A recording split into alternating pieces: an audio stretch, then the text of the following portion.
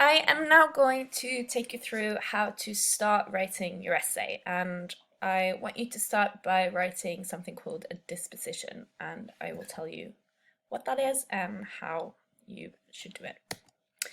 A disposition is essentially just a plan for the text you're going to write. It's an outline that you can follow while you're writing. I would really recommend using it throughout your writing process. You could say a disposition is kind of like a skeleton which holds the body together, so the text, or a frame where you fit your text into. A disposition can look like many things, but I think this is kind of a common way of doing it. It's definitely the way that I do it.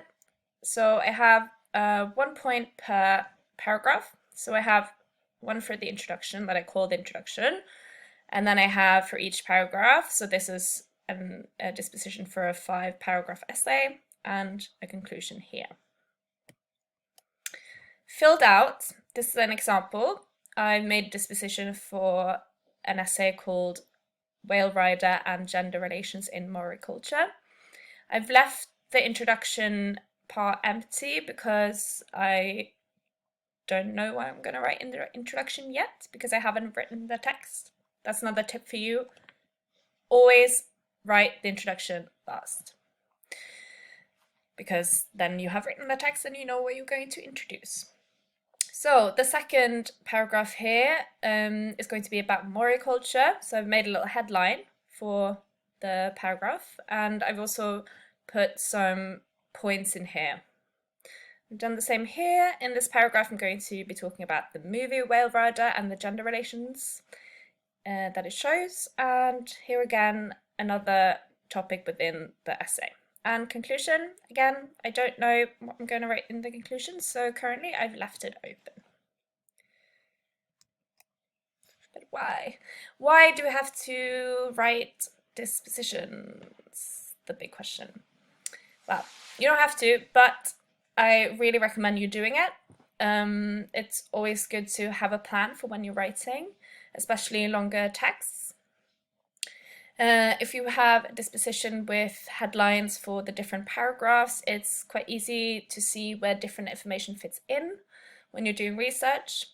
It's also a checklist, so you can, while you're writing or researching, you can check off that you've included everything that you want to do, because sometimes we forget. And yeah. Okay, so basically to avoid getting lost, that's the reason. Don't get lost, write a disposition. So there's 2 types or stages of a disposition. Already I made it up. I made 2 types of dispositions, one before you start researching and one after you've done some research. Right, so the first one I call the skinny disposition. This is kind of just to set you off. Start off with as little as possible, maybe a headline per paragraph. Again, do this before you do research. This is because it will help you remember what you're looking for when you're gathering information. So it's a really easy way just to get started when you don't know that much already about what you're going to write, but obviously you have some idea, you do have the task and the assignment, but it's good to always just get something down on paper or in Word. So the fat, juicy, amazing disposition is as follows. Once you've done the research, or at least some of it, most of it, I would recommend. And then you can write some short notes for each paragraph, like the points that I made in the one that I showed you. And maybe 1 sentence per argument or point, so that you have a sentence and you can basically just fill it out when you're writing. So finally, some tips and tricks for you.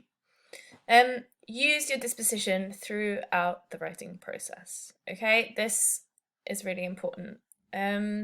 Usually a disposition will change throughout because you're finding new information and maybe you start writing and there's something that you haven't thought about already and you find it really interesting, you want to keep writing about that. That is fine. Just change the disposition, right? That's fine. It's not set in stone. Make topic sentences for each paragraph in your disposition.